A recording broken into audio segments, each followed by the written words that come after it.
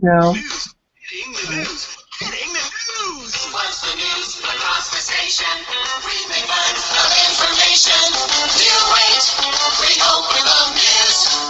Yes, we just love to give you the news. How, how, how.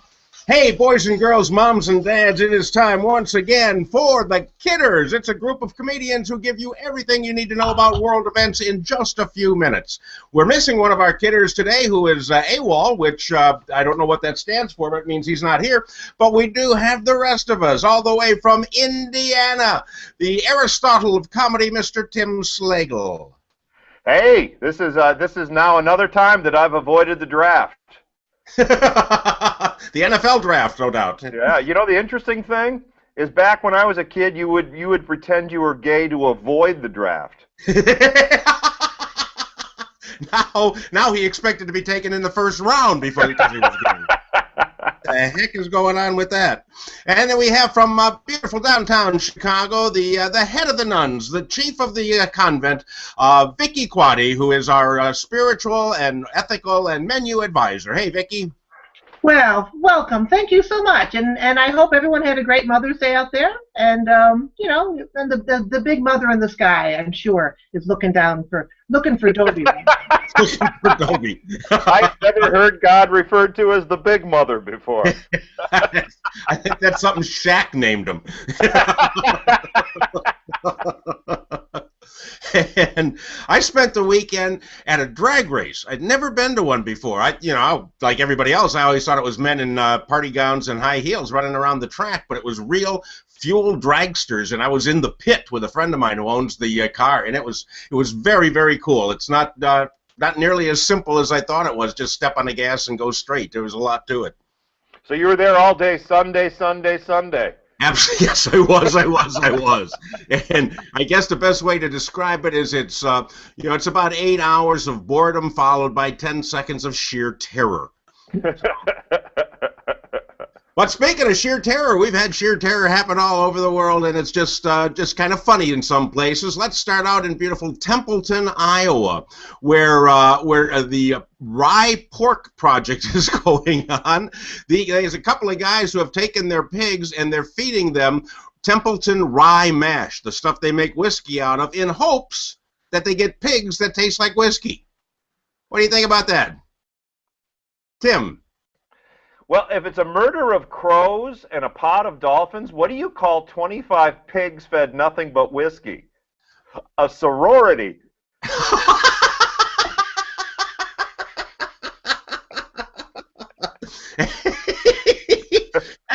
That's a beautiful thing. What do you think, Vicki?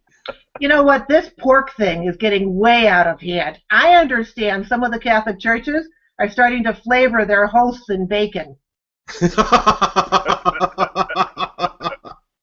and coming up with whiskey, I mean with bacon that tastes like whiskey, is to come up with whiskey that tastes like bacon.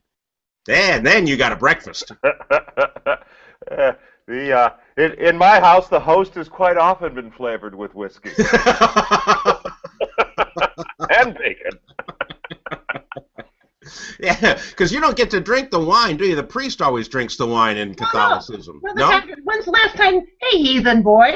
I'm Methodist. We drink grape juice, you know. Stop at a Catholic church sometime. No, you get free wine. Yeah, that was the miracle of Cana they didn't talk about, was after Jesus turned it into wine, he took the alcohol out so it could be served to Methodists. Exactly. Okay. If you want the real thing, you got to come into church. Okay, well, speaking of the real thing and speaking about alcohol, over in Tokyo, there is a bar over in Tokyo in Arasuke. I don't know where that is. I'm not familiar with it, but in that area, they're offering discounts to men who are losing their hair due to job stress. So if you're bald, you get a discount on your liquor in Tokyo. Yes, Tim? That would never work in Washington, D.C., because everyone in Washington, D.C. has hair. It's not their own, but they all have hair. For a discount, they'd leave it in the drawer. What about you, Vicki?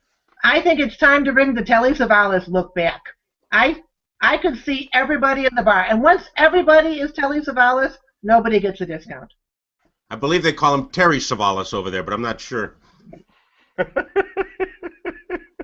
Thank you.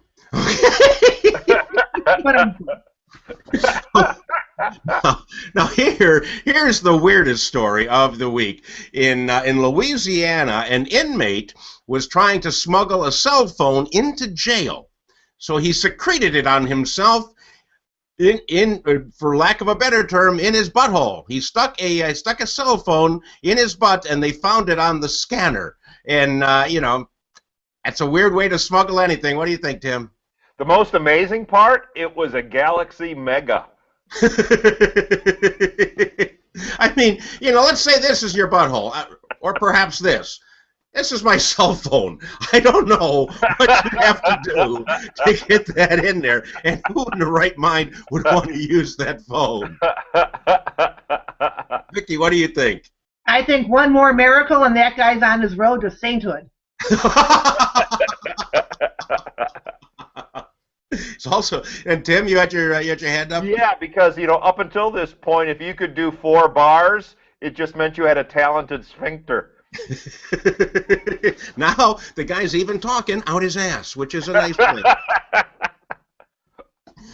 All right, and this is a study that just came up in New York. They found out that if you're a married man to a wife who nags you, she could shorten your life. Constant nagging can shorten your life because they, you know, these are women who face too many demands on their husbands and are slowly killing them.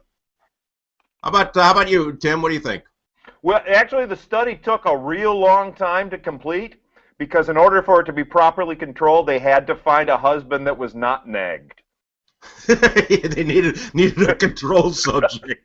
It took years to find that control. and when they finally did ask the guy, I said, "Is your wife nag you?" And he said, "She told me to say no." What about you, Vicki? You know, it all starts at the basic level. It starts with a nun and a ruler. And those nuns and those rulers kept everybody in check. And that's where women learn to keep their husbands in check.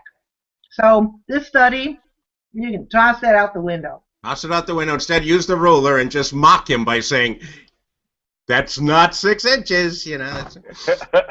The only person who said they would never marry a nagger, of course, Donald Sterling. But that's neither here nor there. It's the internet. There's no other place I could do that joke. Oh, man.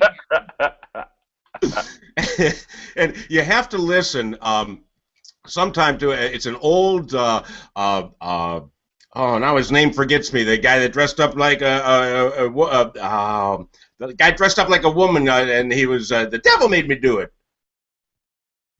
Flip Wilson. Flip Wilson, thank you very much. You get a point for that. Flip Wilson has a very funny thing out where he said, first time I did a live album, they asked me if I wanted to rig the audience so that they laughed.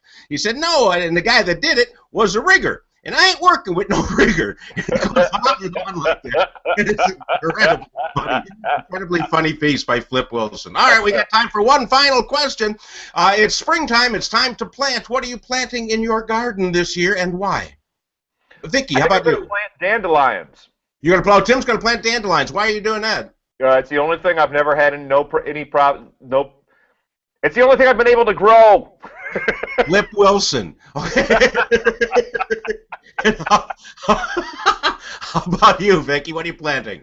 All I know is that the convents that are located in states like Michigan and Colorado that have a little bit of land are getting a lot of interest from people interested in farming that land.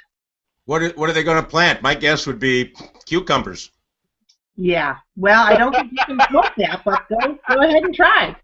No, zucchinis, they don't have the pickers on them.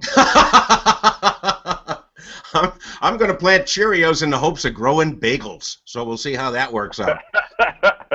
That's it for another week of the Kidders. Where's everybody off to? Tim, where are you going to be? Nowhere.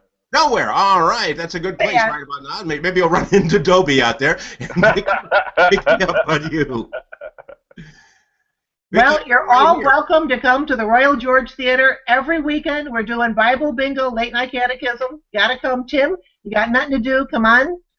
Get some laughs. 312-988-9000. Okay, and I'm going to be here planting my garden, but if you go to daleirvin.com, you can sign up free for my Friday Funnies and see more of this nonsense every week. That being said, let me see if I can properly cue up our closing music, which I should have no problem doing. There. Yeah, that's it. Everybody, thank you for joining us. Bye-bye on behalf of Tim Slagle and Vicki Quaife and myself. See you next Monday. Bye.